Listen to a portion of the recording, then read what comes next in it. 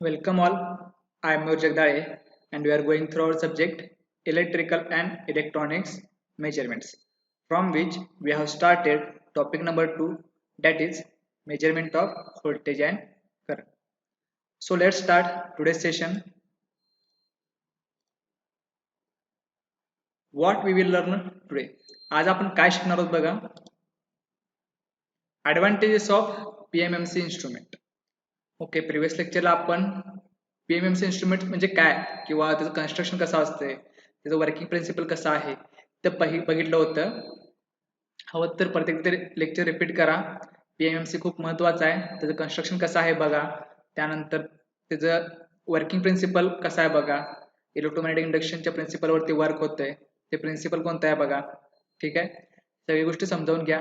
त्यानंतर आज आपण बघणार आहोत त्याचे ॲडव्हान्टेज, त्यानंतर त्याचे डिसएडव्हान्टेजेस ऑफ PMMC instrument आणि why PMMC instrument is not used for AC.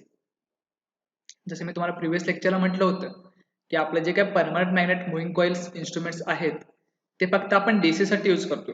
DC साठी इन द सेन्स फक्त DC सप्लाय जिथं आहे त्याच ठिकाणी आपण तो इन्स्ट्रुमेंट्स हे वापरू शकतोय. मग AC सप्लाय असेल तिथं आपण काय वापरणार.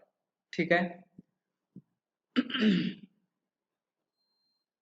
फर्स्ट पॉइंट आहे तुमचा advantages of PMMC instrument.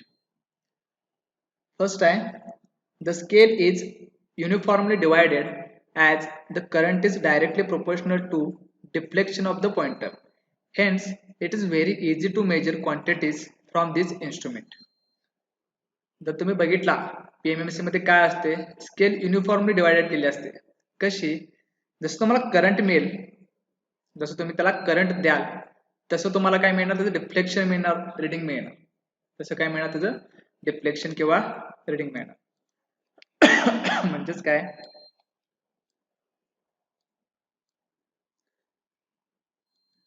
Suppose तुम्ही याला काय दिला, हा पॉइंटर आहे. ओके, जसं तुम्ही इथून करंट द्याल तसं तुम्हाला इथे 5 एम्पियर रिडिंग डायरेक्ट दाखवा. म्हणजे डायरेक्टली प्रोपोर्शनल टू करंट, तुमचा directly proportional to the deflection of pointer.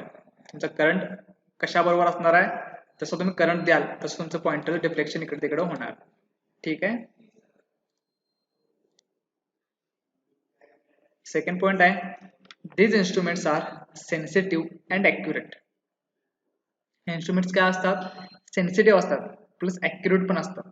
ठीक आहे, तर सेन्सिटिव्ह म्हणजेच काय, जसं मी तुम्हाला म्हटलो 5 एम्पियर करंट तुम्हाला येत असेल तर त्यानं सेन्स केला पाहिजे आणि लगेच तुम्हाला रिडिंग दिलं पाहिजे 5 एम्पियर. 6 एम्पियर करंट तुम्ही देत असाल तर तो सेन्स लगेच केला पाहिजे. 6 एम्पियर करंट चेंज झाला, 5 ते 6 झाले, तर तो लगेच सेन्स करून तुम्हाला 6 एम्पियर रिडिंग दाखवलं पाहिजे. ठीक आहे, हे झालं तुमचं सेन्सिटिव्ह. आणि ॲक्युरेट म्हणजेच काय, तुम्हाला ॲक्युरेट रिडिंग या ठिकाणी मिळेल. ठीक आहे, थर्ड पॉइंट आहे, power consumption is also very low in this type of instrument. जर तुम्ही पॉवर कंझम्पशन बघितला, पॉवर कंझम्पशन म्हणजे मे बी तुम्हाला आता माहित असेल, जे आपण पॉवर यूज करणार आहे, युटिलाइज करणार आहे, किंवा जी एनर्जी आपण वापरणार आहे, मशीनसाठी जी पॉवर लागणार आहे ती कमी लागते. ठीक आहे, sorry, these are having multiple advantages. A single instrument can be used for measuring various quantities by using different values of shunt and multipliers. ठीक आहे, काय मल्टिप्लायर्स असतात, त्यांनी काय सांगितले, एक सिंगल इन्स्ट्रुमेंट तुमचं different types of quantities measure करू शकते. कशा पद्धतीनं, डिफरंट टाइप्स ऑफ तुमचे शंट आणि मल्टिप्लायर्स यूज करून, म्हणजे ऍडिशन फॅक्टर्स असतात तुमचे शंट आणि मल्टिप्लायर्स, ते यूज करून तुम्ही ते त्याचं डिफरंट क्वांटिटी मेजर करू शकता. ठीक आहे, हे काही तुमचे ॲडव्हान्टेजेस होते PMMC चे.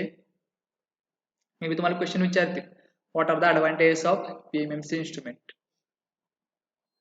तुमची स्केल युनिफॉर्मली डिवाइड केलेल्या असत्या. मग जर तुमची स्केल युनिफॉर्मली डिवाइड केली असेल तर तुमचं current directly proportional to the deflection of pointer.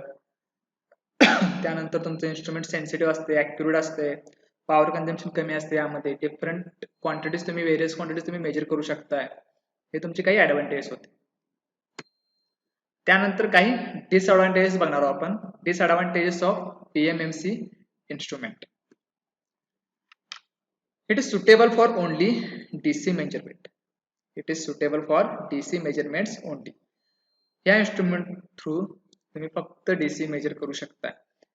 हा पॉइंट तुमच्या डोक्यात फिट करून ठेवा. पीएमएमसी म्हटलं की डीसी साठी फक्त आपण पीएमएमसी इन्स्ट्रुमेंट्स वापरतो, हे तुम्ही डोक्यात तुमच्या फिक्स करून ठेवा. ठीक आहे. क्वेश्चन बराच वेळा विचारतात, name the instrument which are operate on DC supply. असं कुठलं इक्विपमेंट आहे ते डीसी सप्लायवर ऑपरेट होते, कुठलं पीएमएमसी. ठीक आहे. मग हा डिसअडव्हान्टेज आहे. सपोज तुमचं एसी सप्लाय आला तर मग तुम्ही काय करणार, बरोबर आहे ना, त्या ठिकाणी काय करणार. त्यामुळे हा एक काय त्याचा डिसअडव्हान्टेज आहे. Cost is higher than moving iron instrument. या ठिकाणी मुव्हिंग आयर्न इन्स्ट्रुमेंट ओके आपण नेक्स्ट बघणार आहोत. जसं पीएमएमसी आहे तसं एमआय इन्स्ट्रुमेंट पण आहे, मुव्हिंग आयर्न इन्स्ट्रुमेंट. ते आपण काय ते बघणार आहोत. फक्त एवढंच लक्षात ठेवा की कॉस्ट काय पीएमएमसी ची जास्त आहे.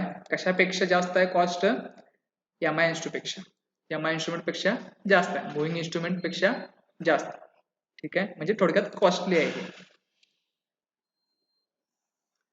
Strength of permanent magnet decreases due to ageing.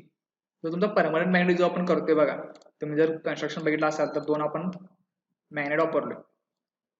असे दोन मॅग्नेट्स होते तुमचे, परमनंट मॅग्नेट होते, नॉर्थ पोल साऊथ पोल. ठीक आहे. त्यांनी काय सांगितलं स्ट्रेंथ. आता ह्याची काहीतरी एक स्ट्रेंथ असणार आहे, प्रत्येक मॅग्नेटची असते.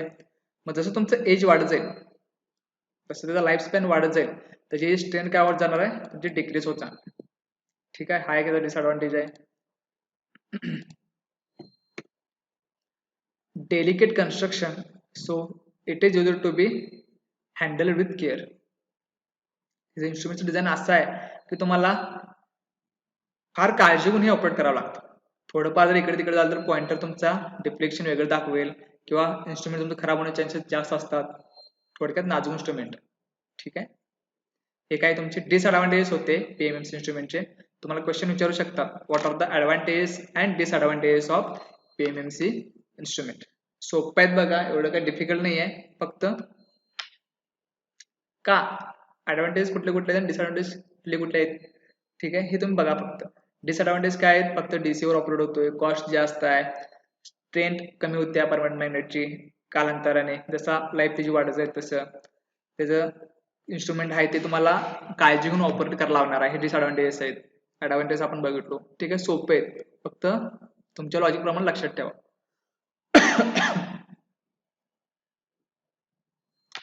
त्यानंतर महत्वाचा पॉइंट आहे, PMMC instrument is not used for AC. आता काय एसी वरती वापरत नाही ते बघणारा. PMMC type instrument uses two permanent magnets in order to create stationary magnetic field. नावातच दिले बघा इथं, दोन परमनंट मॅग्नेट आहेत. कशासाठी? Stationary magnetic field. Stationary magnetic field म्हणजे काय, जी फील्ड तुमची एकाच डायरेक्शनला फक्त जाते. सॉरी, त्याला आपण काय म्हणतोय, stationary magnetic field. These types of instruments are only used for measuring DC quantities, as if we apply AC current to this type of instrument, the direction of current will be reversed during negative half cycle, and hence the direction of torque will be also reversed, which gives average value of torque is 0. ठीक आहे, समजते का बघा. तुम्हाला एक diagram through सांगतो. May be तुम्हाला AC आणि डीसी माहित असेल, जर माहित नसेल तर ज्यांना माहित नाही एसी सप्लाय म्हणजे काय, डीसी सप्लाय म्हणजे काय, तर त्यांनी फक्त व्यवस्थित लक्ष द्यायचं. या दोन डायग्राम थ्रू तुमची कन्सेप्ट क्लिअर होईल एसी आणि डीसीची. कारण जर तुमची एसी आणि डीसीची कन्सेप्टच क्लिअर नसेल तर तुम्हाला हे समजणार नाही. ठीक आहे, आता इथं सपोज मी एसी सप्लायची वेवफॉर्म काढतोय, एसी सप्लायची वेवफॉर्म काढतोय, तर ती कशी येणार बघा. वाय ऍक्सिस वर काय असणार या ठिकाणी, करंट किंवा व्होल्टेज. ठीक आहे, I for current, V for voltage. Same here, current किंवा व्होल्टेज हे डीसीचे. ठीक आहे, आपण दोन डायग्राम घेतोय, एसी आणि डीसी साठी वेवफॉर्म बघतोय आपण. या ठिकाणी तुमचं टाइम असतंय, वेळ. आता एसी ची डेफिनेशन काय बघा, असा सप्लाय जो वेळेनुसार त्याची किंमत आणि दिशा बदलतो. Okay, what is AC? which changes its magnitude and direction. Magnitude म्हणजेच काय तुमची किंमत. आता इथं बघा काय असणार आहे 1 2 3, थोडक्यात तुमची किंमत बदलायला लागली. 1 2 3 4 5 असं किंमत तुमची वाढत गेल्या, म्हणजे जी मॅग्निट्यूड वाढत गेल्या. प्लस इथं तुमचं काय असते पॉझिटिव्ह दिशा, इकडे निगेटिव्ह दिशा, पॉझिटिव्ह रिजन आणि निगेटिव्ह रिजन. ठीक आहे, काय काय करते बघा ते, एक तर त्याची किंमत बदलायला लागले, प्लस त्याची दिशा पण बदलली बघा, पॉझिटिव्ह होती ती निगेटिव्ह झाली. म्हणजेच काय, अशी क्वांटिटी ज्याची किंमत पण बदलते आणि दिशा पण बदलते, कशानुसार, वेळेनुसार. इकडे वेळ आहे ना, ही वेळ वाढत चालली, ही वेळ वाढत चालली, म्हणजे वेळेनुसार ज्याची किंमत आणि दिशा दोन्ही बदलतात, त्याला काय म्हणायचं AC. Quantity which changes its magnitude and direction with respect to time known as alternating current. आता DC म्हणजे काय बघा, असा करंट ज्याची ना तर मॅग्निट्यूड बदलते नाही दिशा बदलते, तो वेळेनुसार कॉन्स्टंट असतो, त्यालाच काय म्हणायचं, DC करंट. हा तुमचा काय बघा DC करंट. आता समजा सपोज इथं 5 आहे, तर तुम्ही बघितला तर थ्रूआउट टाइम, म्हणजे जर वेळ तुम्ही वाढवत गेला तर वेळेनुसार त्याची किंमत एकच आहे बघा, बदलल्या काय किंमत नाही, प्लस तो खाली आलाय का दिशा बदलली का नाही, त्यामुळे त्याला आपण काय म्हणतोय, DC सप्लाय, डायरेक्ट करंट. आता इथं काय सांगितलं तिने, जर मी AC सप्लाय जर तुमच्या DC ह्याला दिला, DC मीटरला, तर काय होते बघा, this type of instruments are only used for measuring DC quantities, as if you apply AC current to this instrument, the direction of current will be reversed during negative half cycle. जर तुम्ही AC बघितला तर काय होते, negative सायकलला तुमची direction change झाली बघा, पॉझिटिव्ह मधून निगेटिव्ह ला आला, sorry, and hence the direction of torque will also be reversed. त्यामुळे काय होणार आहे, तुमचं टॉर्क पण बदलणार ना, एका डायरेक्शन तुम्हाला टॉर्क लागत होता, तो निगेटिव्ह डायरेक्शन म्हणजे उलट्या दिशेला लागायचा. Okay, during negative cycle, and hence direction of torque will also be reversed, which give average value of torque is equal to 0. म्हणजेच काय, जर तुम्ही DC चा कशाला AC ला जोडला तर तो ह्या साईडचा पण तुमचा काय होणार, टॉर्क अप्लाय करणार, आणि तो कुठं असणार आहे, रिव्हर्स साईडला.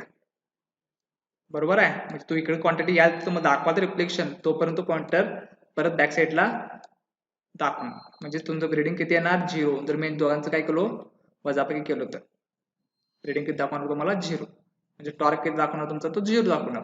म्हणजे ह्याचाच काय अर्थ, तुम्हाला काही रिडिंग मिळणार नाही, कारण की AC साठी आपल्याला स्पेशल हे वेवफॉर्म साठी त्याचं डिझाईन करावं लागणार, पॉझिटिव्ह आणि निगेटिव्ह साठी. DC साठी एकच आहे ना, त्यामुळं त्या पद्धतीने तो डिझाईन केलेला असतो. मे बी तुम्हाला समजलं असेल थोडंफार. ठीक आहे, फक्त AC म्हणजे काय, DC म्हणजे काय समजून घ्या.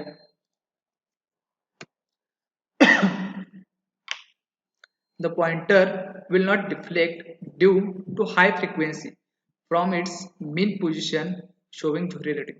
म्हणजेच काय, तुमचा पॉइंटर डिफ्लेक्टच होत नाही, कारण की निगेटिव्ह रिजन आल्यामुळे काय होतं, तो कॅन्सल आउट होते तुमची रिडिंग, थोडक्यात टॉर्कच कॅन्सल आउट होते, त्यामुळे रिडिंग तुम्हाला 0 दाखवते. However, it can measure the direct current very accurately. पण तेच जर तुम्ही DC सप्लाय दिला तर तो व्यवस्थित रीड करा. ठीक आहे, फॅक्ट समजून घ्या काय आहे ते. ठीक आहे, आय होप तुम्हाला हे समजलं असेल. तुमचा PM इन्स्ट्रुमेंट DC वरतीच का वर्क होतो, AC वरती का वर्क होत नाही. इम्पॉर्टंट पॉईंट आहे बघा. ठीक आहे, नेक्स्ट लेक्चरला आपण पुढचा पॉईंट चालू करतोय. थँक्यू.